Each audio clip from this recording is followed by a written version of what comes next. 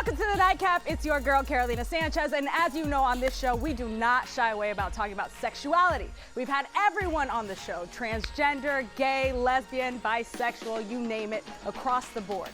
Something that we haven't discussed fully is bisexuality, in particular, male bisexuality. I feel like they get a lot of struggles because people don't tend to believe them and their sexuality of choice. So, we're gonna discuss that tonight, but first, we always have to have a cocktail on the show. So I've got Christy Velasco on the show, baby, from Eye Candy, the owner. We've been to Eye Candy, had a wonderful time, but now you're here in studio with some delicious dry January offerings. Well, in honoring of Dry January, we have created a mocktail. It's called the Chichigalpa, made with Coco Lopez, agave, and a splash of Topo Chico. Oh, hell yeah. Okay, and my guests already have this. I can't wait to try this, and we're gonna show another one later, right? Yes. Perfect. All right, but for now, we do have a therapist and a man willing to discuss his struggles, so let's get into it. Yeah, what's up for a nightcap? Chill, you know, kick back. All right, let's dive into this conversation. I've got a familiar face on the couch. We've got Ashton Williams, formerly known as Polo, in the building. Welcome, welcome. Good. Thank you for coming on and getting real with us tonight. I already know. I already know. And we've got Devontae, the therapist, joining us, bringing that therapist perspective. And I know a lot of patients come to you with the struggles. But first, let's start with you, Ashton. Right. All right, you are a self-identified bisexual man. Bisexual man. When exactly did you come out? When did you realize, you know what, I like both genders? Okay, so I realized that before I came out, for sure. I realized it years before I came out, actually. The coming out part was a little difficult just because of all the stigmas that do come with being either a gay or bisexual man. And so, but I knew it probably like 18 for sure. Okay. That I was attracted to both and that I was interested in trying and seeing what was there. And so once I did, like I said, it took me years to come out. It's probably 8 years after that. Like, Really? Years. Okay, so mid-20s, we decided we were gonna come out. Yeah, okay. Mid-20s for sure, definitely. And it was because of the stigma. It took time because of the stigma. Like, a lot of people don't understand that as a black bisexual man, like, and then I have a child, like, it's much difficult for me. I don't look like the average male who you would think dates men, and so I already get that stigma. When it comes to like family, it's super hard with family. Like, they really feel like you're confused, or they feel like It's a phase. It's a phase. That's the favorite thing. It's a phase. You'll get through it. Or a lot of them don't even want to accept it because of maybe religious beliefs. It's a lot that comes with it, and so it's super hard being a man. It's much different than with women. Yeah, I feel like for women, it's so much easier. It's almost like sexualized. Yeah. Like, oh, you're bisexual. There's more opportunity for there to be a threesome then, you know? Devontae, I've been seeing you nod throughout Ashton's testimony here. So is that what you see with bisexual men who come to you for therapy? Like, it's confusing to go because people don't know how to accept you. They really do think it's just a phase and not that you're truly attracted to both men and women. Yes, that's actually very common. When clients come in and talk to me and they're experiencing where they're saying that they're bisexual, it's commonly for them to say, hey, my parents don't agree with this, or spirituality, I was raised Christian and they don't allow me to date a man or something like that. And they have to first face those internal struggles because it's a lot of internal pressure that they're dealing with, and it's like they don't feel comfortable to disclose that, so it's often concealed. Would you say that No. those were 8 years of internal struggles? Listen, when I tell you, when I did finally come out, like right before that, I felt like I was about to burst. I was like, I cannot keep this a secret forever. Like, I can't keep living for everybody else or everybody else's beliefs. At the end of the day, one of my main things was I didn't want to be boxed in as just a gay man. Like, I'm telling you, when I say bisexual, people are like, no, you're not. You're like, man. Well, that's what I was about to say. Like, you say you're holding on to this secret and you're about Yeah. to burst. Is it that you were gay and like you're attracted to men and you weren't actually, you So were no- using your baby mama as a beard, you know? Or No, what it was is that I'm putting on the front to everybody like I only like women. And so even in instances where I'm out in public, like I have to pretend that You're only eyeing I'm only the women. eyeing the women when really I'm eyeing the male friend that's there as well. Like I'm eyeing both. And so me just not even, it's really an expression thing, feeling like you can just be freely you. I just felt like I couldn't have that. I couldn't do that because a part of me was such a secret. And so I'm fine with living for both, but I wanted to be able to freely say that and not feel like I'm going to be judged or I'm misunderstood, if that makes sense. Because like I'm telling you, I deal with that all the time to this day. To this day still. To this day, I still deal with that to this day. Who do you have a harder time from as far as your close circle? My mom. Your mom. My mom. To this day, she's like, son, why don't you just try like to date a woman? And I try to get her to understand, like, let's be real, okay? Just because I'm an openly bisexual male, that already took me to a low place on the list as far as actually finding a woman who would accept that. Not saying that there are not women out there who will accept that, but Oh no, I want to dive into this. Yeah. I want to dive into this. Okay, you stay right there because more of this conversation continues after the break.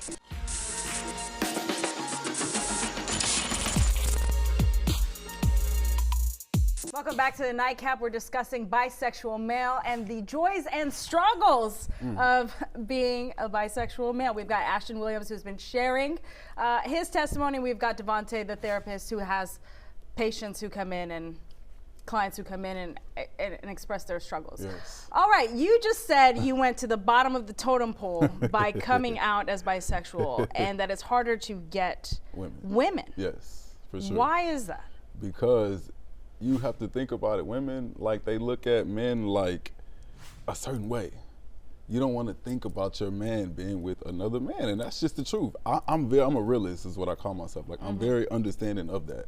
So the average woman is not okay with knowing that her man either has an interest or has been in the past, you know, okay with dealing with men. And so there's already a list of reasons on why they say men are not this or why we can't do it. So with me adding bisexual on top of that, I personally felt like it automatically brought me to the bottom of the list. I with mean, women. what has your experience been with Oh, women definitely. since coming Honestly, out? no. Since coming out, like, don't get me wrong, I still get, you know, hit on by women. I still have dealt with women since then. But it's only, honestly, it's only like a hookup type of situation. Like, they not trying to be with me. They not trying to take me home to meet moms. And is it because you're bisexual? It's because I'm bisexual, 100%. When I say that, everything's off the table. You're They're ghosted. Bye. I'm out. So I've had a couple different situations. Sometimes it's a ghost situation, or sometimes it's like I can deal with you in a secrecy type of thing. Like, yeah, so it's the truth, but it is what it is. Like, I'm not.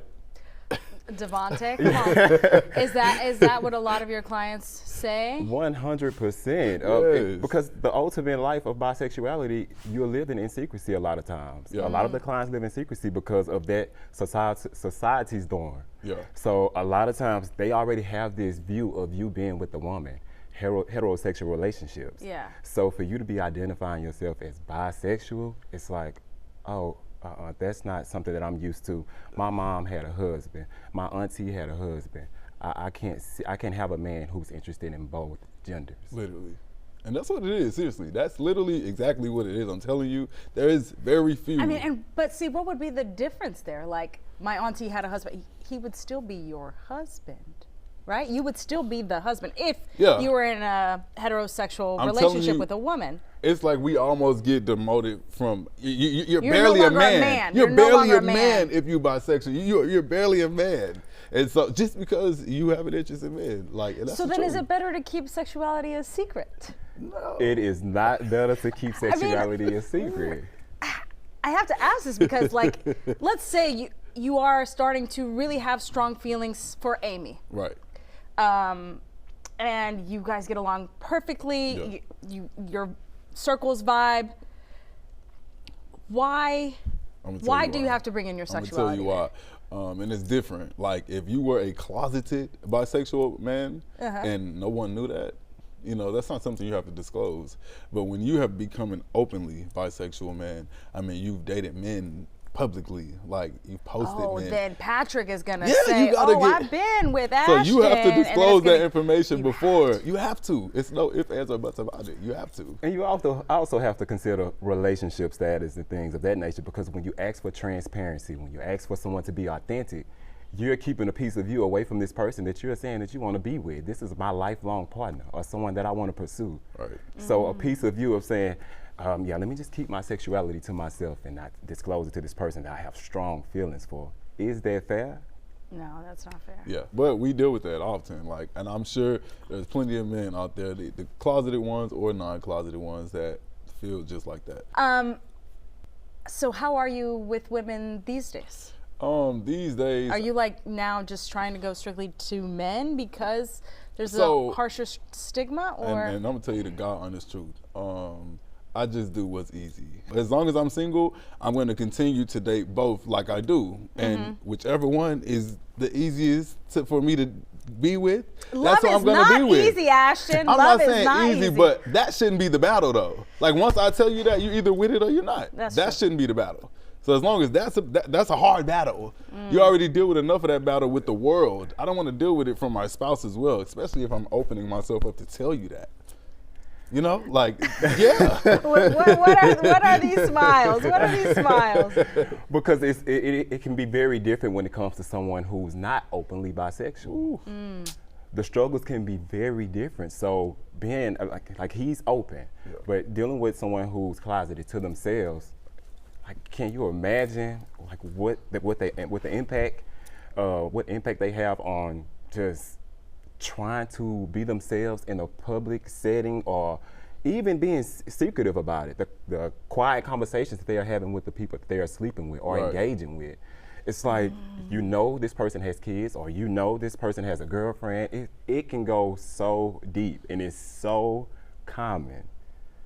And the visibility part of a bisexual man, whether closeted or out, can still be an ongoing struggle, because you have to be authentic with yourself first. You have to be well aware of self first. I feel like Ashton, you're there. You self-aware. No, I'm definitely self-aware too. And like I said, like, I'm just, whatever it is, whoever is gonna accept it, that's my biggest thing. Like, I'm not in the battle no more. I was in that battle for a long time, and I'm telling you, like, regardless, like, I know it, because even when I say that, like, people feel like, well, what's the battle? I feel like you're just talking about men, but it's not that. It's a battle of feeling like you can't just be who you are. I just want to be who I am, unjudged, not worried about what the next person is saying, even down to my mother, you know, anybody. It doesn't matter. Like, I'm the only one that has to be in these shoes when I wake up in the morning. That's right. You know, and that's just the truth. That's the truth. All right, you stay right there. More of the conversation after the break.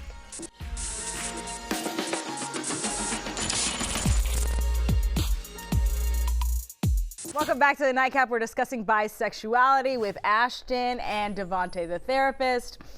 Okay, we've discussed a lot of the struggles and the stigmas and the way society treats bisexual men. But I know there's probably bisexual men watching right now who are either closeted or who are like, oh, you know what? I do kind of have some sort of attraction that I haven't ever tapped into. What should they be doing, Devontae? The first thing they would want to do is become in tune with themselves. First thing is awareness. And when you want to develop an understanding and you feel like you're struggling with the understanding, I always encourage people to reach out to a therapist. Honestly, someone who's willing to listen, because confidentiality, it can't leave the room. So whatever you disclose, I want them to feel comfortable enough to come and get professional advice, or just to have an open space to let out those internal pressures that they experience.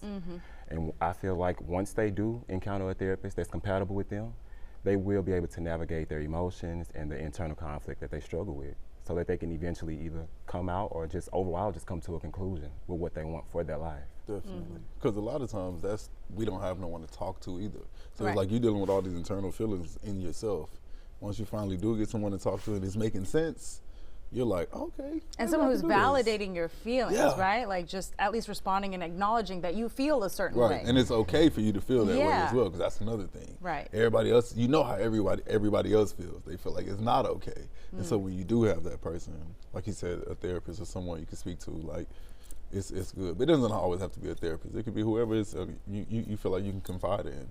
You feel like you can trust with a secret until you're ready to say that. But it will get to that point. You have to start somewhere though. Like that's the starting point for sure. Okay, so once you go to therapy, once you are okay with yourself and are sure, and you decide, you know what, I'm gonna step out into this publicly and try to find love. Most people do want to find love.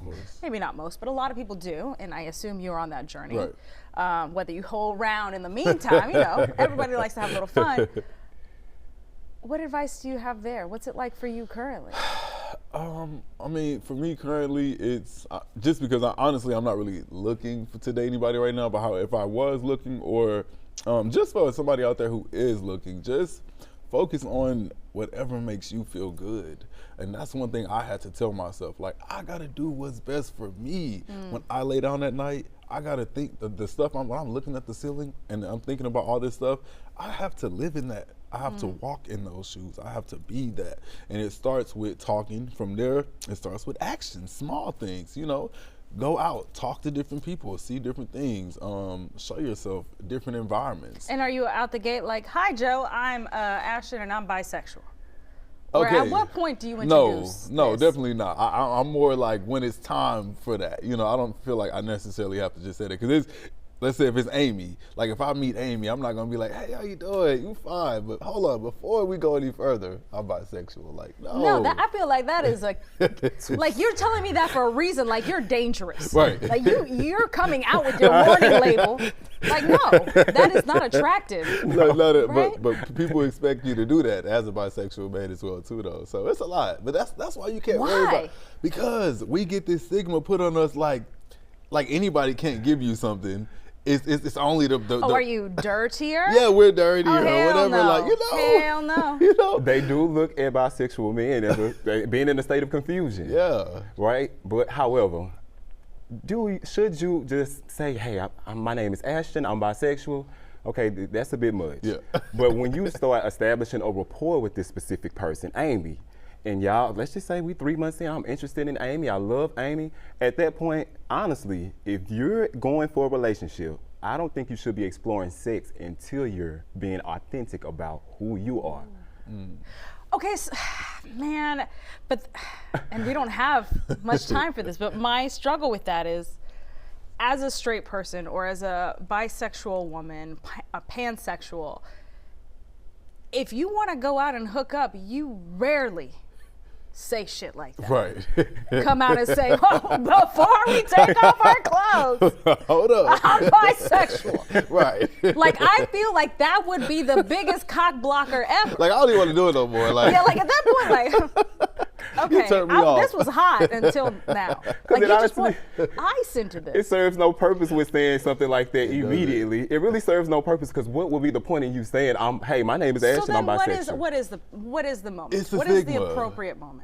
oh, like he said, whenever you feel like you want to take it to the next level of What's actually the next level? Like relationship. the second hookup, the third, or like we're taking them home to meet mom and dad? Like, When you feel that you want a relationship, like we're in a relationship, this is when serious. Yeah. when you feel that it's serious, Exclusive. you definitely should be transparent about it.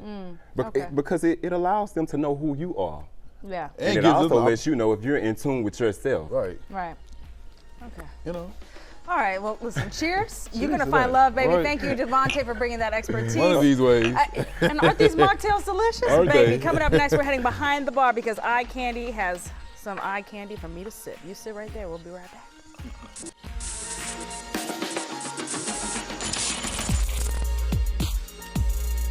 Welcome back to the Nightcap. As you know, I'm behind the bar, baby, because even though we're practicing dry January, we drink very well. And I've got Landry Omotawashi here, lead bartender at Eye Candy, and you're here to do what? Back that glass up! Yes, yes, yes. Okay, baby, this is almost over.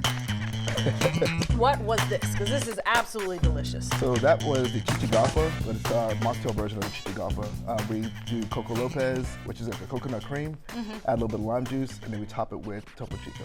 And you're keeping this a guarded secret because I see that we're making something else. That is now. correct. All right, what are we making? So over we here? have our top seller right now at Eye Candy. It's called the Watermelon High, but again, with dry January, we're doing it just straight mocktail. It's gonna be watermelon juice, lime juice, agave. I've already prepared it in the shaker. Perfect. Shake it away and I'll give it a taste. Christy, as the owner, I mean, Eye Candy, I love this space. Y'all do a phenomenal job. But you are taking actual cocktails that are on your menu and turning them into mocktails so that your regulars can come in. Correct. And have a deliciously good time regardless of them practicing Dry January. That is correct. So practically all of our cocktails are made into a mocktail. All of them. Almost all of them. Almost all of them. Okay. Oh, not y'all already getting a taste before me. Look, they thirsty up in here. Hold up, let me see. A little garnish in there, make it pretty for you. Okay, let's give it a taste. Cheers. Cheers, cheers, cheers. What's your favorite, Christy? You're drinking it. Baby! Oh no, this is good. This is fresh watermelon juice. Yes, it is. Oh Yes, yeah. It is. Okay, so Eye Candy, they need to be coming year round, but you don't have to stay away during Dry January if you're practicing being dry because, baby, they got the offerings for you. All right, anything special coming up over there at Eye Candy? Just show up. Just show up, okay? All right, cheers to y'all. We'll see you guys next time.